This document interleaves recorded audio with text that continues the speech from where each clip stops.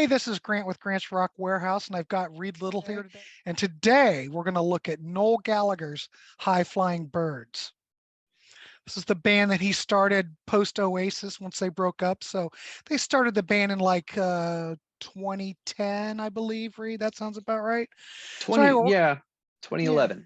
yeah. So we're going to go through, they've only got 3 albums out. So we're just going to go through the 3 albums and pick our 2 favorite tracks. And before we start, I must say, Reed, this was a very hard exercise because, for one, these albums are so strong. I think they're much stronger than Oasis, just between us. Yeah. That it was very hard to pick. It was hard. I'm just telling you. I probably took a week going through this. To be You honest, know, it was crazy.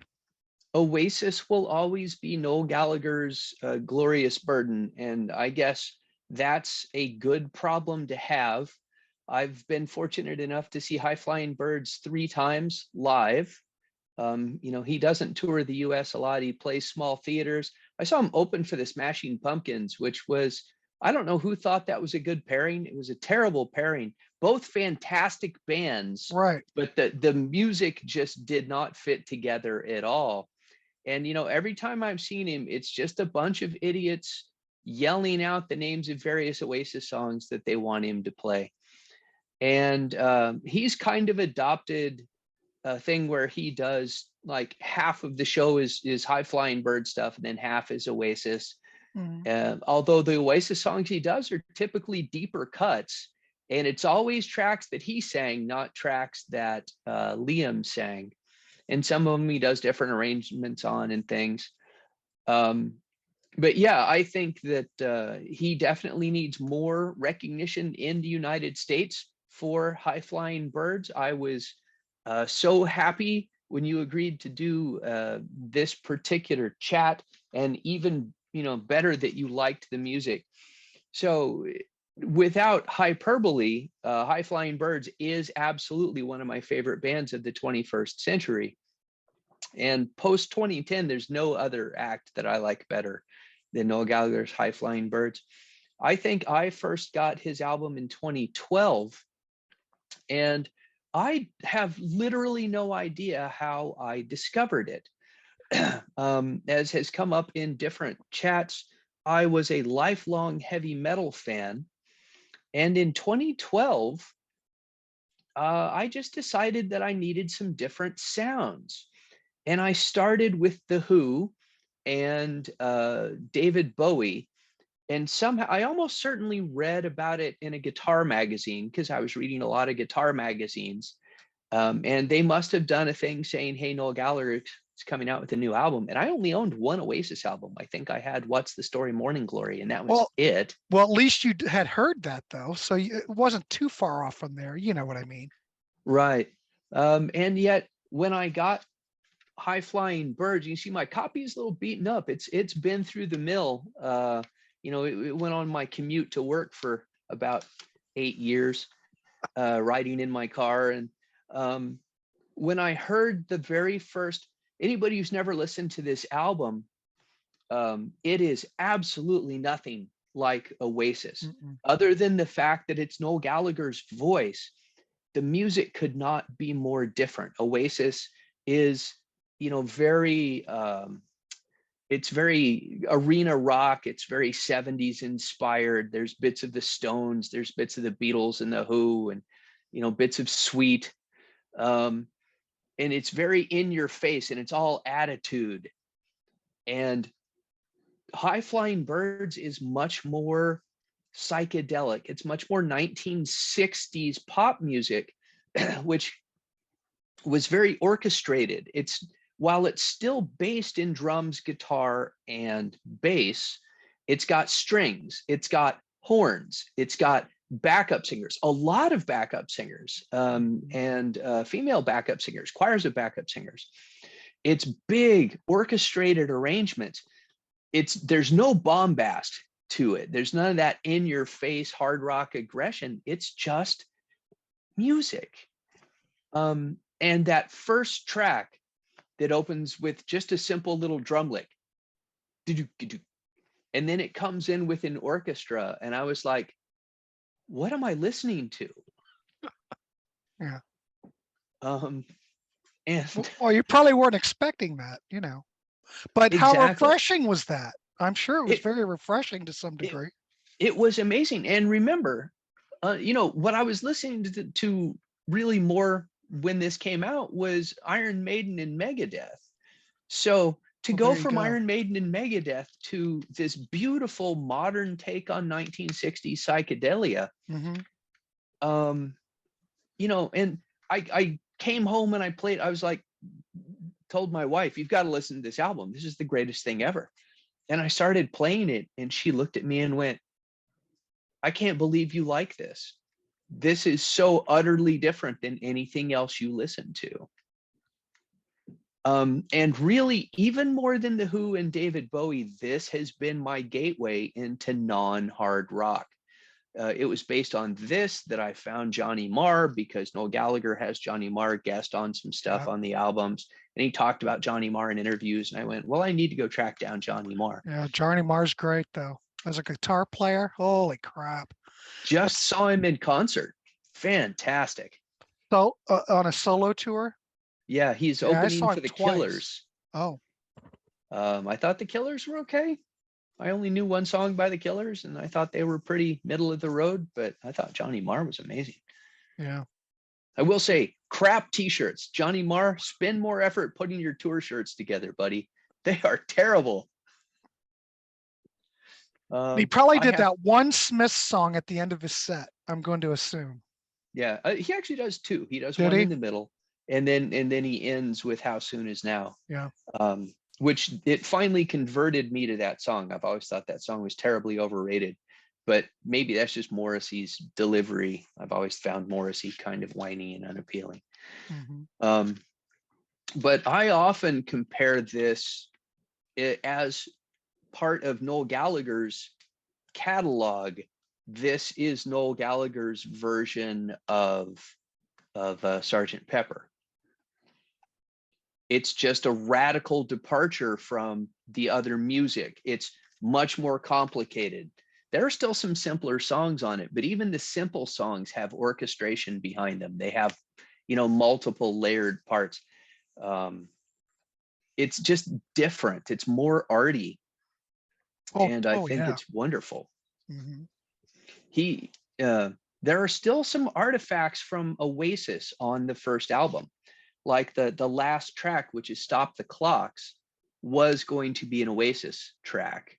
I think there's even an Oasis collection that was released after the band broke up that's called Stop the Clocks. Yeah. Um, but so he didn't have it. So that's one thing. For this first album, he was trying new things, but he wasn't really yet confident in being a solo performer. And when he gave interviews, he talked about, well, I don't want to go on tour, and you know, I'm not sure how this solo thing is going to work out. And, he did it. I'm sure that on tour he was constantly bombarded with that play Oasis, play Oasis.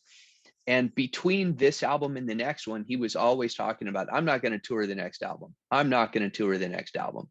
It's just, no, I'm just going to put out my music. And then by the time the next album came out, he had apparently gotten over that. And he was like, yeah, I don't know what I was talking about. I just wasn't feeling very confident in myself. Of course, this album in the UK, this album was huge. It was number one. Hmm. Um, it penetrated the American charts. I think it went to number 28 on the American charts. Each album has done slightly less well in the US.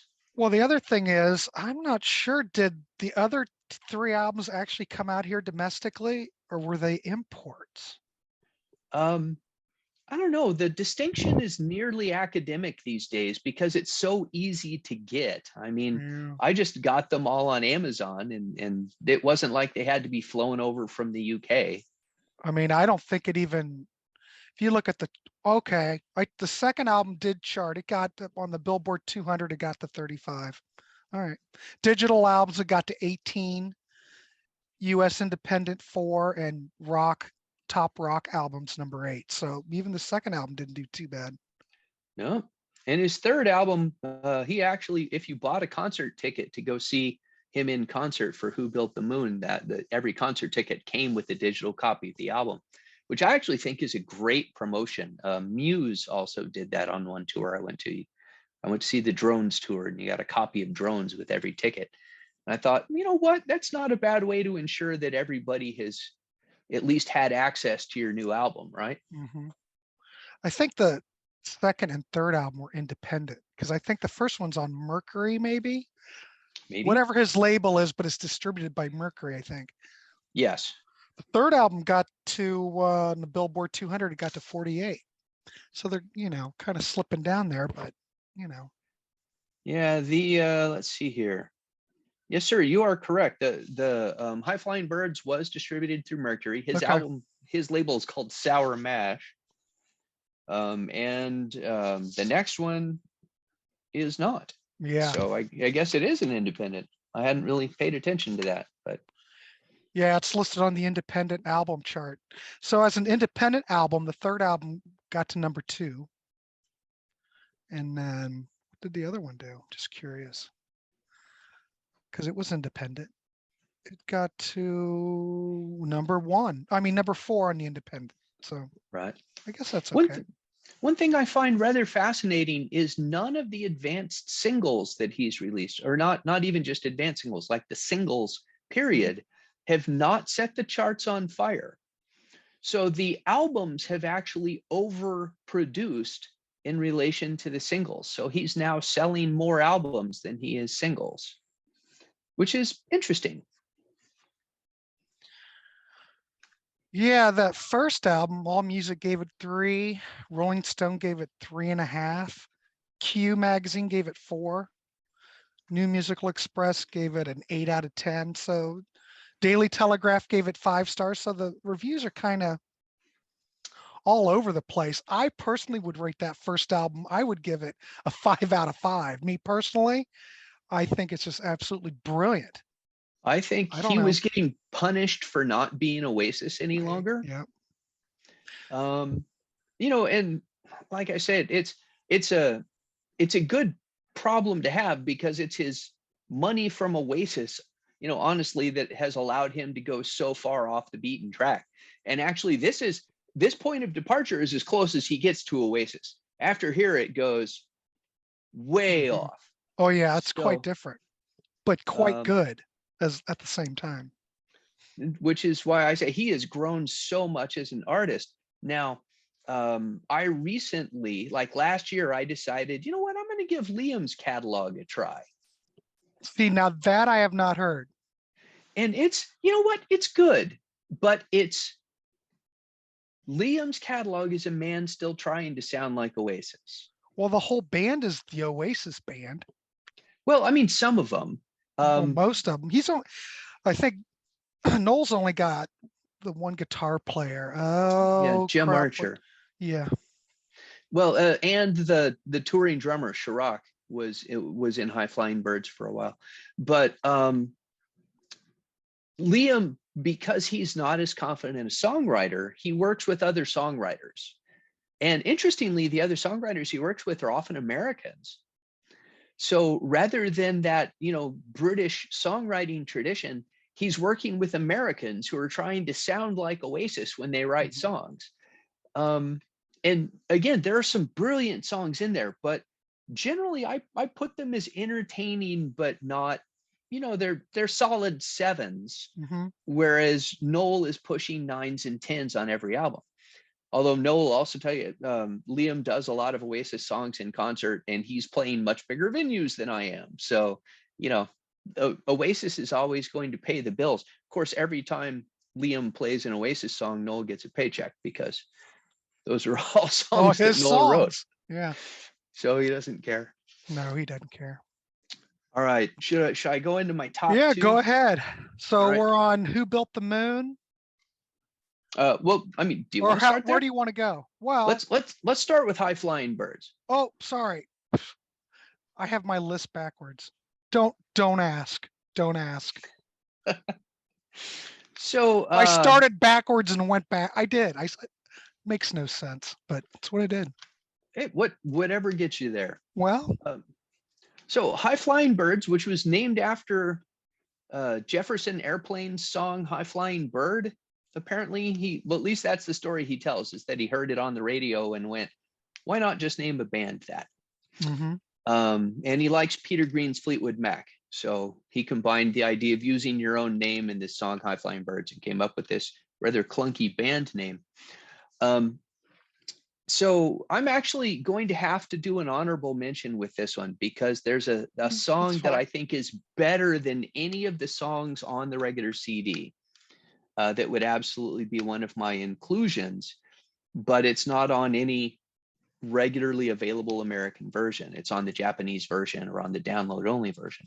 Okay. So my two favorite songs on the regular one are the opening track, Everybody's on the Run, and then the third song, If I Had a Gun.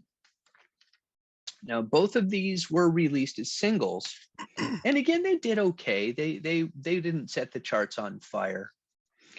But Noel has just this amazing talent for putting great songs in as the first track on the album, and then ending with something kind of long and trippy. And I love Stop the Clocks, which is the last song on this album. It's just not quite in my top two. But again, it comes in with that orchestration, just a simple drum lick, and then orchestra. And it just really sets the tone for what the album is going to be. And Noel's got a really nice voice. It's not like, Liam has such a distinctive voice, and Noel is really much more, I'd say smoother. I don't know.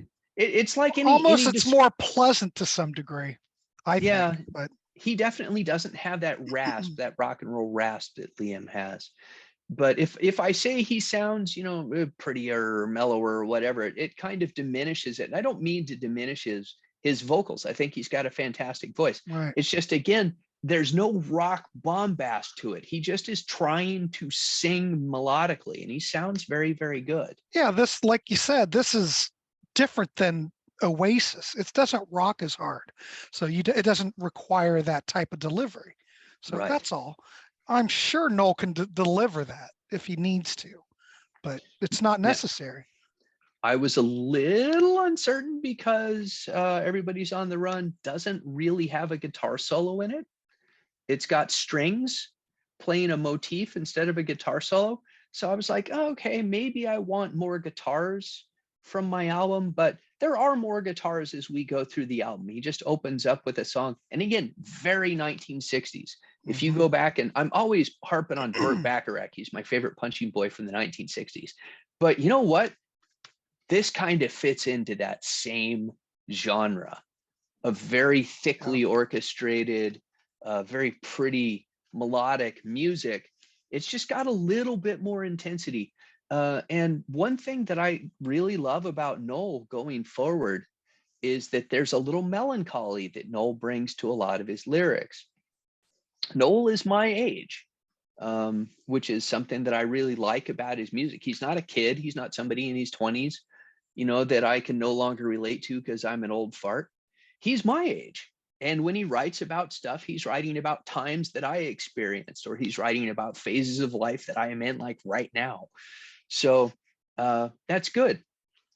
But then if I go to my second track, If I Had a Gun, it's a little bit more upbeat. It's a little bit poppier.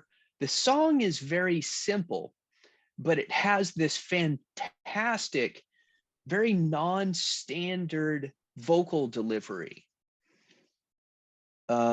So he's not just singing a line, he's da da da da da da da da da da. And the use of the voice as an instrument is always so appealing to me. And one of the things that I really loved, even in the metal that I love the guys that sing, not the guys that shout. Right? And the way he's able to use those vocal lines as instruments in the track makes it very interesting. And frankly, better than, I'll still put this up. If you go to Spotify and listen to the top 10 like pop tracks, Mhm. I'm like, no. And you know what's not on this? What? Auto tune. There's no auto tune, people. He just sings Holy and sounds crap. great. Well, if anybody's expecting to hear auto tune, they're going to be disappointed then. Now, Liam actually does have a little auto tune on some of his songs. Ugh. You can hear it because it doesn't just, it's not like it just changes the pitch. It adds a little, I don't know what It's almost like to call it. I don't want to say flange. It's not flange, but But it adds yeah, I know what you're talking about. yeah, it changes the sound of it. An And there's none of that on artifact. there. Let's call it an artifact to Yeah. the sound. Now my bonus pick is a song called "A Simple Game of Genius." And I don't know why he did not include this on his album. Of course, Noel has done this his whole career. Even in Oasis, they would put out B-sides that were so good that people still list them as their favorite Oasis songs. But do yourself a favor, go to YouTube and search for "A Simple Game of Genius." It's a fantastic song. And I just don't understand why he didn't include it on the album. I don't know. It's just funny you mentioned that, because the Japanese there's more tracks of the Japanese CDs.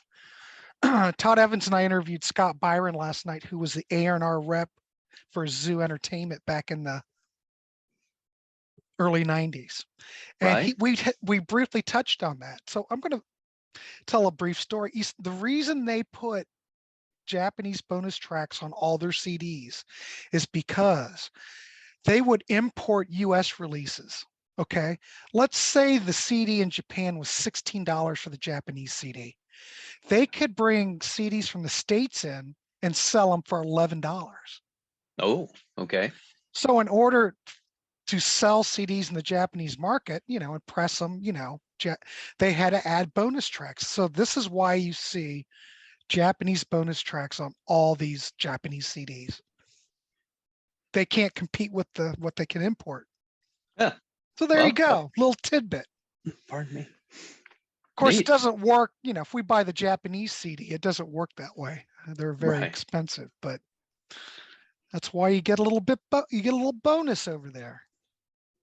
And now that everything's available streaming again, I'll make another anti-streaming comment later, but just do yourself a favor, Google or go to YouTube and search for "A Simple Game of Genius." It's the best 7 minutes that you'll spend today.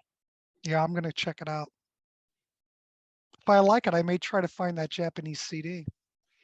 And it's available. It's easily available on MP3. It's just, again, I'll save my negative comments for the next album because I have a story to go along with it. Okay, cool. Well, my number one is one you already touched on. My number one is "If I Had a Gun." I think it's absolutely brilliant. The acoustic guitar, his vocals, it's almost like a singer-songwriter type of vibe. Right. Singer-songwriter, it goes into a big chorus. I mean, there's one thing about this record you can say, it has a lot of melody. I mean, yes. Noel's all about, well, look at Oasis.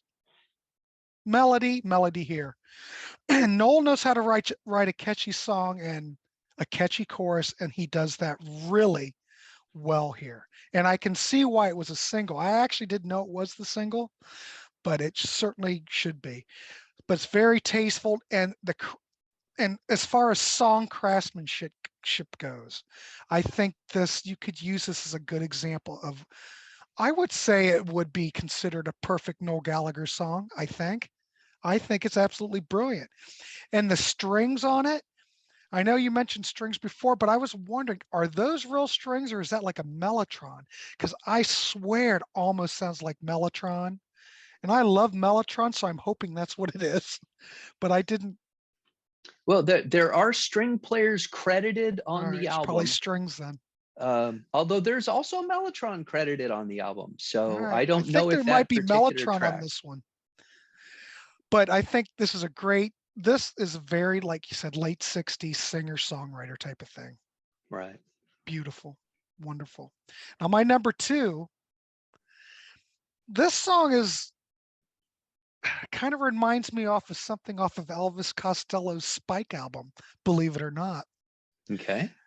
You take that, you take Elvis Costello's Spike, mix a little Kinks in there, sprinkle a little bit of Beatles on top of it, and you've got the song The Death of You and Me. Sure. I think it's a wonderful track. Track 4 on the record. Again, it has everything we love about Noel: melody, songwriting, and again, expert pop craftsmanship.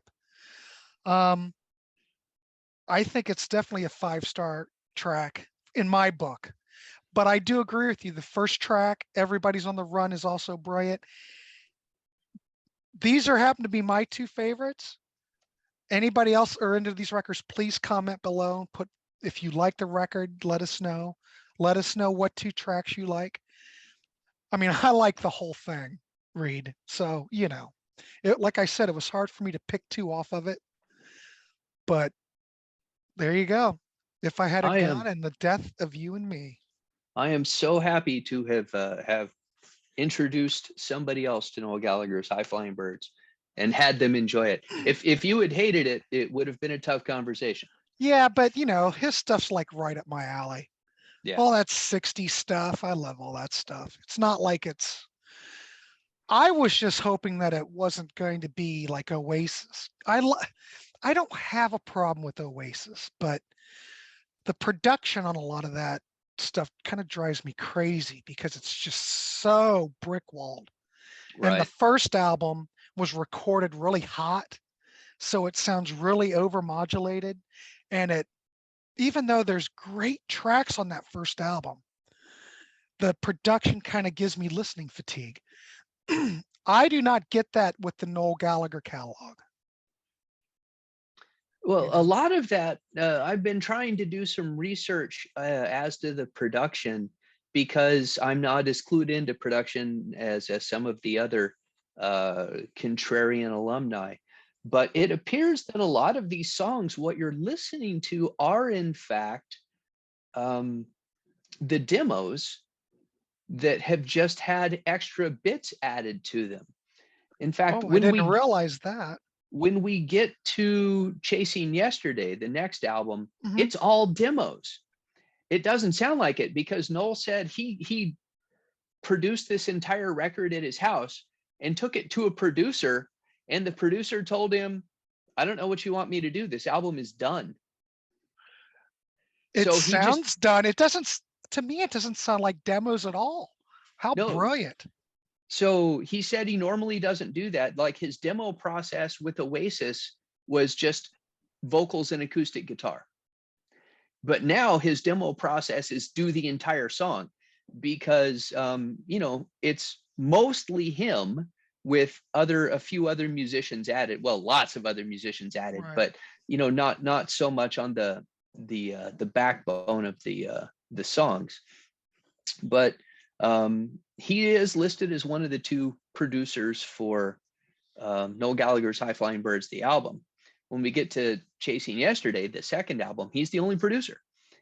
And again, so these are things that he did at home as demos, and that's probably why it's got such a different sound to it. It's not over compressed. It's not brick walled. It's a very open sounding record. Mm-hmm. So I said I got High Flying Birds after it came out on a whim, loved it. So I was in line for Chasing Yesterday, right? Pre-ordered it, waited for it to come. Well, Amazon does this thing a lot of times where you buy the album, you get the MP3 version of the record for free. Yeah. Mm-hmm. So basically, I just got this and put it on my shelf and never listened to it. and for years just listened to the MP3. And in fact, I had tried to get away from physical media completely, and I was just going all MP3s. Whoa. And then one day, a friend of mine told me, hey, I just got a CD player for my birthday, and I'd forgotten how good CDs sound. And I said, really? Can you tell the difference between a CD and an MP3? And he said, oh, hell yeah. Yeah. So I thought, everybody has different ears, right?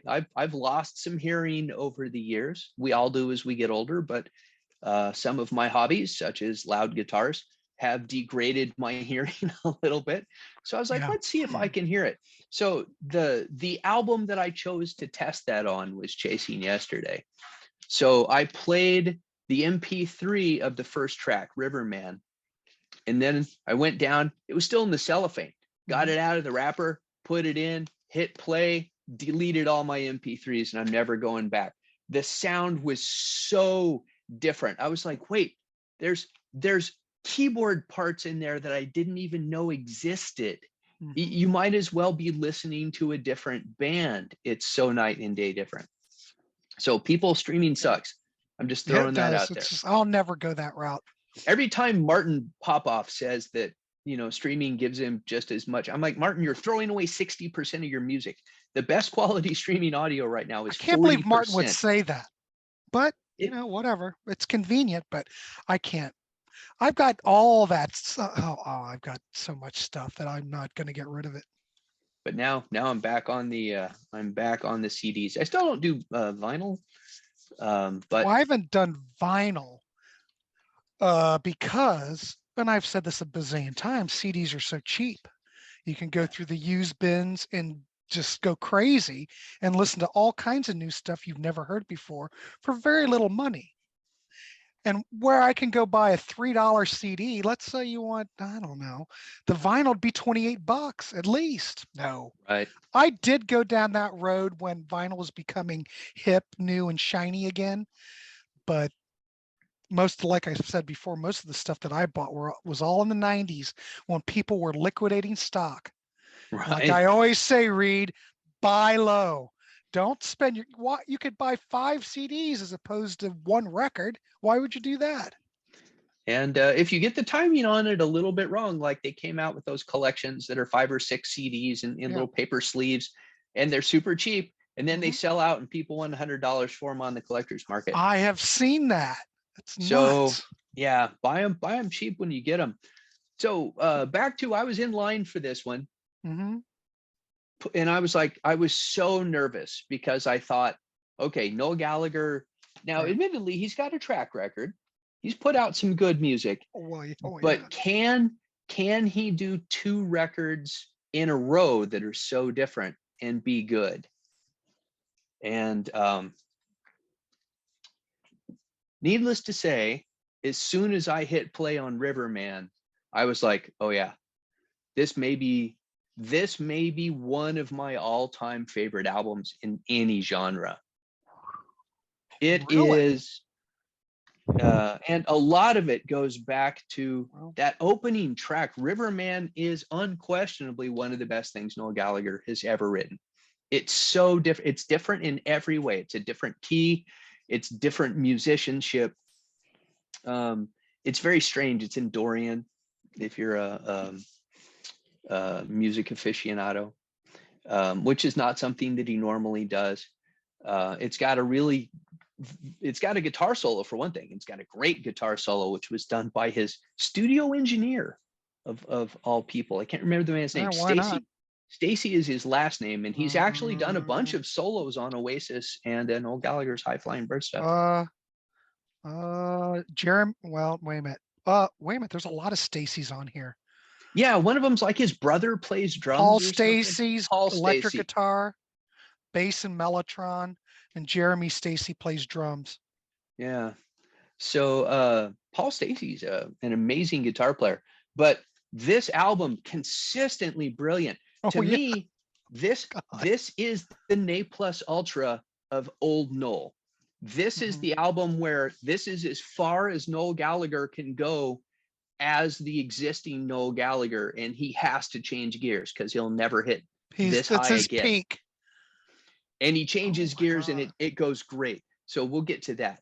But for my 2 tracks, I can't not include Riverman because it's so brilliant. But then the other track that I love, and I love all of them on this. I mean, for me, this Oh is a yeah, 12 yeah. out of 10 album. But it's The Dying of the Light. Mhm. So again, Noel Gallagher was 47 when he made this album. I was also 47 when the album came out. And this sound, if you're young, this sounds like an insult. This is not an insult. This is a middle-aged person's album. This is not an album of hopelessness, of looking at the end of life. It's an album looking at your previous life and going, it's not like that anymore.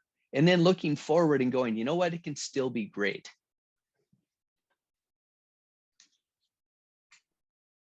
Yeah. Um, I was so going to say real quick, the Japanese deluxe edition mm-hmm. has 5 bonus tracks on it. Wow. Jiminy Christmas. See, we're getting ripped off. But I'm telling you, there was a deluxe bonus edition of that. Do you just have the regular one? Is that what I you've got? do because I got it day one when it came out. Yeah, it's got 4 tracks in the deluxe edition. I don't have that, but I want to hear all that stuff because, well, if it's as good as what this album is, I want to hear more. You know what I mean? I do know what you mean. There are a lot of songs on here that I love. But I said The Dying of the Light is the perfect Mhm. middle-aged song. Yeah. Mm-hmm. That's one I picked that one as well. Like pretty much whatever. It's a beautiful track. Again, he's got great vocals. This might be the best. For me, this might be his best vocal performance on the record. It's very emotional. And I love eh, and the fact that he did the production on these and it's all demos. My notes, I wasn't aware that these were demos, and I said I love the production on this. It's nice and big. I said every bit as good as anything on an Oasis record. The thing that I wrote on here that I wanted to make a notation, I think it might be the same chord progression as All Along the Watchtower, but I might be wrong.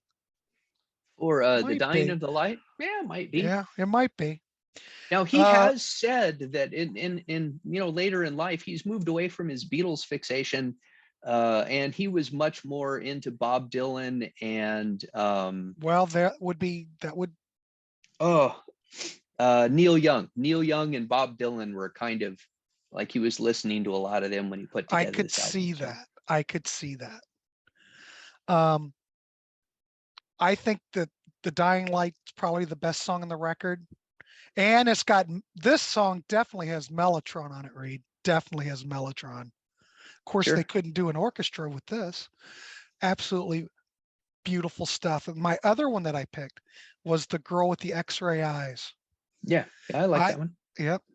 It's acoustic guitar, also has Mellotron. I'm just a sucker for Mellotron. So, and this harks back to the 60s. It's almost anthemic, I think, of the whole of the tracks on the albums. Just makes you feel, I don't know. And I wrote on here, I think it's right up there with his best work from Oasis.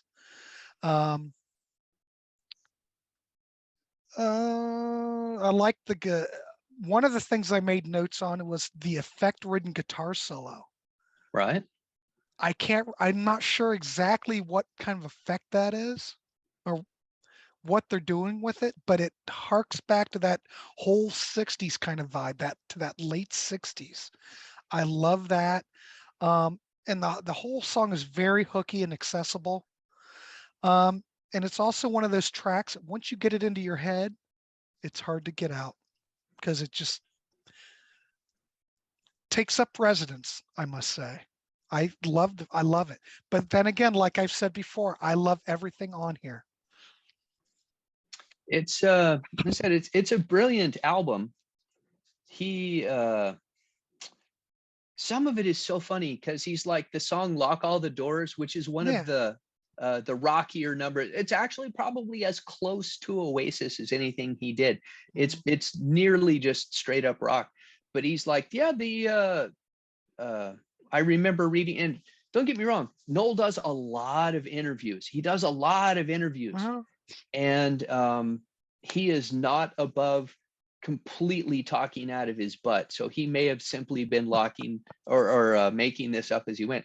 But he said that his inspiration of that was actually traveling with his family, and they've stopped someplace, and he told his kids, make sure you lock all the doors.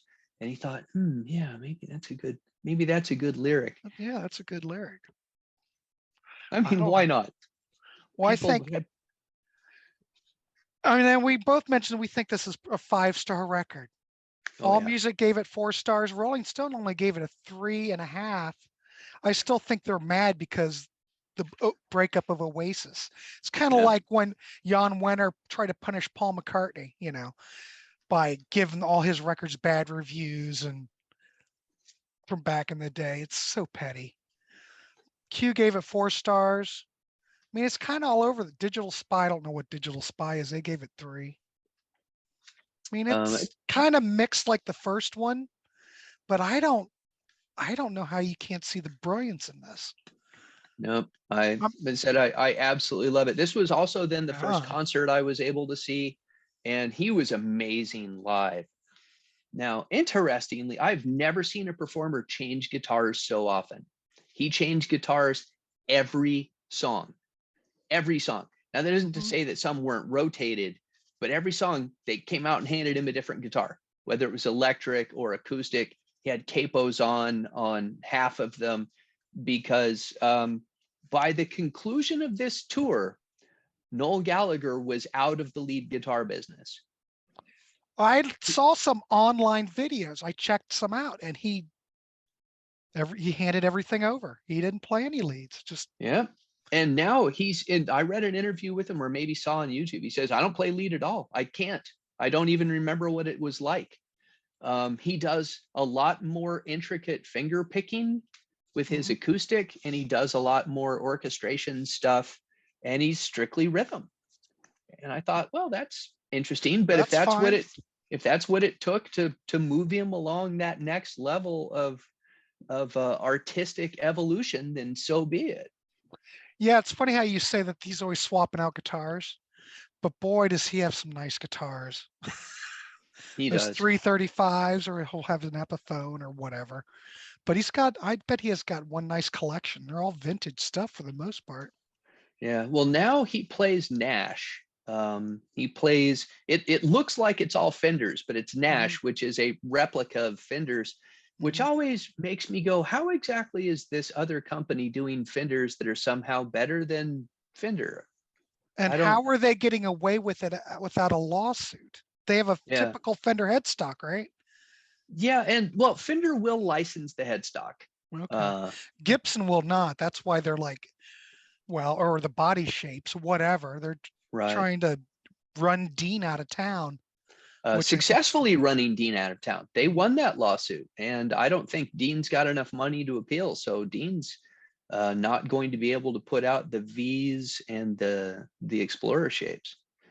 So. But there are other people doing the same thing. I know we're getting out on a tangent, but I don't know why they're picking on Dean so much. Because Dean is headquartered in the United States, which meant that they took them to American court. They can't go to like ESP or Ibanez or something like that. Yeah.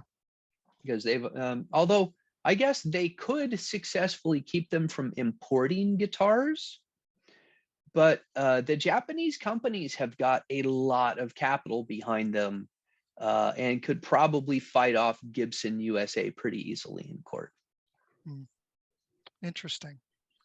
Yeah, I remember when I was a kid, the guitar store in town was a Dean dealer. So, like the first Cars album, Elliot Easton had, Rico Case. Well, they had those in the stock, like 1978, 79. Those Deans were really something. They were nice guitars. Well, back when they were real Deans, you know what I mean. Dean Zielinski's one of those guys who keeps selling off parts of his name, and now he's on like his 4th guitar company. He put out a nice product. I'll tell you that. They were nice then. Yeah, But but those big Dean V headstocks were gigantic. And yes. and guys in town would always hit the end, knock them into stuff because they were just so, yeah, just crazy. Well, anyway, we're on a tangent. It's all right. Tangents are what we do. That's what we do. Now, speaking of tangents, oh Yes, wait, sir. we're gonna move on to the final album, right? Who Built the Moon? You notice the title is not on the front. That Mhm. is Noel Gallagher's wife there in the corner. Oh, it is? Okay. Yeah. I don't know where they took this picture. See, the title's actually on the back of it. So again, this is an album that, because I got an MP3 version of it with my concert ticket, I didn't buy the album until I decided to go CDs, but then I had to have it, of course. So the story here is that he was approached by, oh, sorry, I had it No, up, you're all right. Okay. the producer, because I do not remember the producer's name here. David Holmes. David Holmes, yes. David Holmes had said he wanted to work with him, and Noel said, "Well, I've got some tracks I've been working on for my next record." And Holmes said, "Nope, I don't do that. No prior work, no anything. You come into the studio naked, just bring one guitar and a bag full of pedals, and we're just going to start from scratch." So this was the first time that Noel Gallagher wrote in the studio. He had always, even in the days of Oasis, they always wrote outside of the studio, demoed up, came in pretty much prepared and laid down the completed thing. He says, "What's the Story? Morning Glory was completed in 7 days in the studio because they were so prepared when they went in." Mm-hmm. But this time, everything was written in the studio, which I don't understand why anybody would agree to that, because that's super expensive. But I guess Noel's got I money. don't know. Well, He's got plenty of money. But the upshot was working with a new creative director in a new manner, in a new area, who was forcing him to play keyboards and synthesizers. And he was doing these Aventuria plugin synthesizers and things that he had never done before. And somehow he came out with an album that is as different from the previous High Flying Bird stuff as the High Flying Birds were different from Oasis. yeah, this is a It's bit of a departure, I'd say. Yeah. it's got light electronica in it. It's got dance elements. It's got much heavier psychedelia. It's still light psychedelia, but compared to the previous High Flying Birds, it's much more psychedelia influenced. It is just a different album. And all of that might have been a little overwhelming if it wasn't for the fact that Noel cannot help himself just writing catchy songs. So no matter what he finds himself in, what situation he finds himself in, he's writing these amazing, catchy songs. Mm-hmm. And then it kind of annoys me that for many people, well, actually, I probably shouldn't throw this out in case it happens to be one of your two favorites. But All the right. final track, which is listed as a bonus track, is this live acoustic rendition of Dead in the Water. And many people say, "Oh, well, that's the best song on there," because it's the most stereotypical Noel sounding song. But Noel says, that was recorded at a sound check in a bar.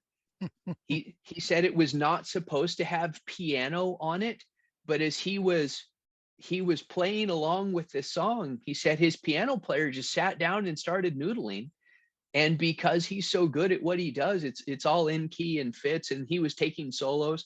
And Noel said the entire time he's looking at him going, but the guy just kept playing. And when it finished, they went, "Oh, he didn't know it was being recorded." Oh, So, but when they were finished, they said, "Hey, we recorded that," and they played it back to him, and he went, "We're never going to do it better than that. Just put it on the album." crap. So they That's threw it amazing. on as a bonus track, and it's a great song, but it's nowhere near one of my favorite too. because the album is so different, I am going with two of the very different tracks. Okay. So I'm going with the second track, Holy Mountain. Okay. And track number 4, It's a Beautiful World. And as is kind of the story of this album, which is not always correct, but in this case, I think it's true. This album is so positive, which is so interesting because 2017 was not generally a positive year, right? But this album is so positive. Of course, it's pre-COVID. And it's so happy and so upbeat. Mm-hmm. And both of these tracks, they're like 1960s dance tracks. Yeah. And they've got great energy moving forward. And again, they've got horn sections and la choruses, and they are just fantastic pieces of pop music. And the one regret he has said on It's a Beautiful World, he's got this section at the end where this lady speaks in French, and she says, you know, basically, I don't remember the exact quote, but it's something to the effect of, "Don't panic, everybody, it's just the end of the world." And he said it all sounded so good, he put it on the record because he doesn't speak French. He had no idea what she was saying. And afterwards, after they'd already printed it, he asked somebody, "What does that mean?" And they told him, and he goes, "Oh man, I wish she had said it's not the end of the world." But she doesn't. She said it is the end of the world. So, but there are a bunch of others. I particularly love Black and White Sunshine and Be Careful What You Wish For, which he wrote to his son. You know, talking about how people would take it, they'll offer you everything and then just take advantage of you. In a way, very much like David Bowie's Fame. But yeah, an absolute departure from everything that Noel had done previously. And it could have simply fallen on its face and been the worst thing ever. And instead, it's great. That's great. I was going to say, I can scroll. If I can scroll, I think this record got better reviews than probably anything he's ever done in that whole, solo catalog.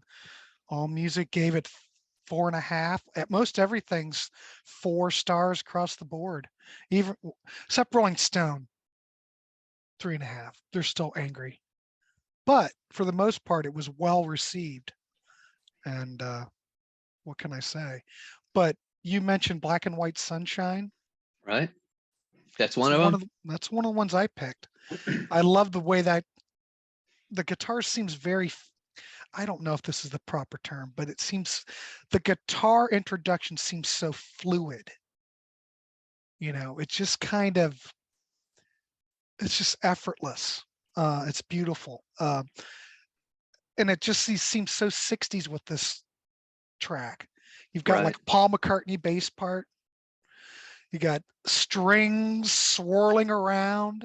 You got a super strong chorus. I mean, it's a great pop song for the 2000s. I mean, it could be kind of an Oasis track. But according to Noel, though, in 2017, he did say that he thought that this song was one of the best things he'd ever written. Yeah, he says that a lot, but sometimes he's right. I don't know. He might be right on this. I think it's a beautiful song. My number, well, I can't say there's 1 or 2 on here. I'm going to go with the track Keep Reaching. Oh, yeah. Can you keep a secret? Can I? Yeah. No, that's the backup singing in the song, right? But I can. But Keep on Reaching, the drums, the Rhodes. I love that whole Fender Rhodes sound. Bass guitar, the whole instrumentation on this album. I might as well just apply it to the whole record because what they did here, just building this whole record up from the ground up, it's just kind of organic. And I love the instrumentation. Noel's vocals sound great. I don't know about you, but I kind of hear the Black Keys on this record and that Tower of Power horns. I don't know if he was influenced by either one of them. But Tower Power horns, definitely. I don't know yeah, anything about the Black Keys, well, so it I sounds can't speak to very that. much like the Black Keys to me. But and that's not taking anything away from it. I'm just saying the song has this building quality where it builds up all this energy, and the background singers just fill out the whole track. It's just, I love the it's great. background singing Yeah. on the album. Uh-huh. And he actually toured with I think it was 3 backup singers on the tour for Who Built the Moon. But this song, as opposed to having a 60 vibe, is very 70s oriented. And again, the hooks, it's very infectious, I think. I don't know. I mean, it still has somewhat of a glam psychedelia to it to some degree, late 60s, early 70s. But I hear a lot more of a 70s vibe on this one. I don't know. Probably because of the horns, you Yes. know. I don't know. It's got that New York feel to it. Yes. I know also really love the song She Taught Me How to Fly, even though it's the simplest song that Noel has ever written. Hmm. And he said they were basically in the studio and the producer told him, write something like you'd write it for Blondie. No, So if you listen to that song, you can absolutely hear it as a Blondie song. just put Debbie Harry on it. You're ready to go. Yeah. And then they got a lot of stick because the French lady who does the voiceover in It's a Beautiful World Hmm. is she plays scissors on the album, right? They're actually salad shears. They've got like 3 or 4 blades on them, but she just holds them up in front of a mic and goes, and it goes, it's the most ridiculous thing. And Well, and if you hey, see it, then she does it in concert and it just looks ridiculous. And I was like, you know what? You have to be rich to fly a French woman around the world with your band just so that she can do voiceover narration in one song and play the scissors. More yeah. power to you, Noel. Hey, but it makes that track, for God's sakes. You know what? And it gives us something to talk about. Hmm. Um, and that song is so ridiculously catchy. Again, it's super simple. That's the thing about Noel. A lot of even the really best songs he writes, a lot of it is so simple, Hmm. and yet it's beautiful and perfect. Yeah, I So agree. do you want to talk about the EPs? You can talk about the EPs. I never got to that point. Oh, okay. It was so complicated. There's so many EPs that I got overwhelmed. So he put out 3 EPs in 2019 and 2020. So these were his Yeah, it's a COVID lot of records. EPs. And apparently he had gone back to his old method where he was writing all of his songs at home, but he was dissatisfied with all of his results. And he went into the studio and said, Hmm. I'm going to start from scratch. I'm buying, I don't even remember what the time frame was, but he bought a specific amount of time for the EPs. And he said, whatever comes out in this period of time, I am putting out. It doesn't matter what it is.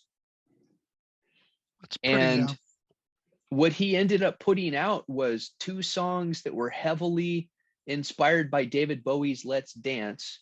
So Black Star, oh doggone it, now I want to make sure I get because one of them's Blue Moon Rising, one of them's Black Star Dancing, and the other one is Oh, songs from the Great White North, Black Star Dancing, This Is the Place, Blue Moon Rising. yeah, This Is the Place. So it's Black Star Dancing first, then This Is the Place, and then Blue Moon Rising. So of those, Blue Moon Rising and Black Star Dancing, which those 2 titles are a little bit too similar for me. And Yeah. those songs are very stylistically similar. They are heavy dance beat, kind of mild electronica songs. They're super catchy. But he also then produced my favorite psychedelia track. Grant, as you're looking these up, Go ahead. the track for This Is the Place, which is not, it's a good song. It's not my favorite Noel song, but it would have fit just fine on Who Built the Moon. It's a good song. But then he does this album called Evil Flower, which is his most 60s psychedelia. And that was, there comes a point, I'm a guitar oriented guy, and he's gone very electronic, very keyboard heavy, very horn heavy. And on Evil Flower, it's all about the guitars, and not the acoustic guitars, not the singer songwriter stuff, but just full on 1960s psychedelia guitars. I'm and it's good with that. awesome. So I think that one's right up your alley. And the other one is off of Black Moon, or excuse me, Black Star Dancing. See, stupid titles. And that is a sea shanty of all things, a little song called Sail On, which is all mandolin and acoustic guitar. And it's beautiful. Again, it's a very simple song, but he sings it beautifully. It's got this melancholy lyric about leaving the woman behind as you go to sea. And even though, it doesn't, I said, again, his agreement with himself was he was going to put out whatever he produced. So it doesn't fit in with Black Star Dancing in any way. They are polar opposite songs. So you think, well, why is this on this EP? But that's just how it came out. Liam made fun of it for putting out a sea shanty, but that sea shanty is one of the best things Noel's put out in years. Well, so Liam's going to make fun of anything he's going to put out anyway. So very true. All of the title tracks are fine on the EPs, but check out Sail On and check out Evil Flower. And then A Simple Game of Genius. So you need those 3 songs in your life if you're going to be a Noel fan. Well, I'm going to need a lot more. I'm going to have to hunt those Japanese imports. And they're all easily available as MP3s. But since I don't do the MP3s anymore, I'm going to have to get them Japanese imports too.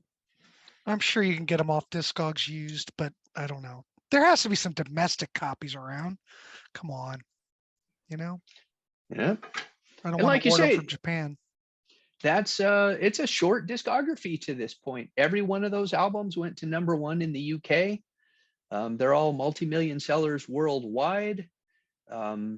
Even reasonably, they're all top 40 in the US. Right. So they've done fairly well, and they're brilliant. They're brilliant. Don't listen to these reviews. Listen to us. I swear to God. If you even like Oasis a little bit, and even if you don't like Oasis, I would recommend these records. I did that interview with the Empty Pockets, and I was raving about these records to those guys during our discussion. Had they listened to them? No, they hadn't heard them, but they're getting ready to go on a UK tour. And they said, well, when we go, to like Manchester or whatever, let's say we're going a trip to Manchester, we'll play like the Smiths or something. Okay. Right. Well, Noel's, they're from Manchester. They said, well, we'll listen to Noel's stuff while we're in Manchester.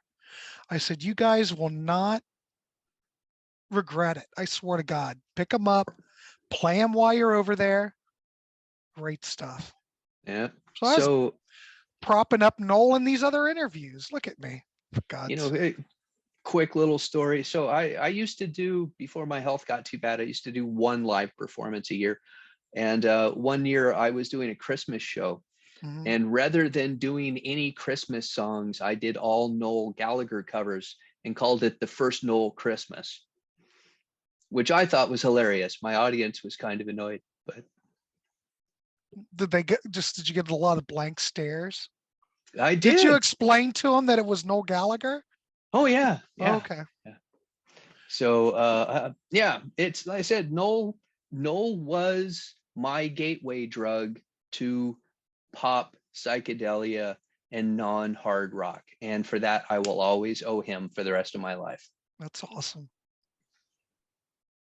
Well, there you have it, kids. These records changed Reed's life. So they could change yours too. So if you like these records, leave a comment down at the bottom. Please like, subscribe. I say it all the time. But yeah, if you're into these records, write to two favorites. I don't know. But, you know, on this channel, Reed, we cover stuff no one else is talking about. So I don't know if anyone's going to pay attention. But anyway, I want to thank Reed Little for coming on tonight. We had a fun discussion talking Noel Gallagher. God, Thanks for inviting me, Grant. Loved it it. was fun. It was a good time. And like I said, I want to thank everybody for tuning in. Like, subscribe, blah, blah, blah. All right. Good night, everybody.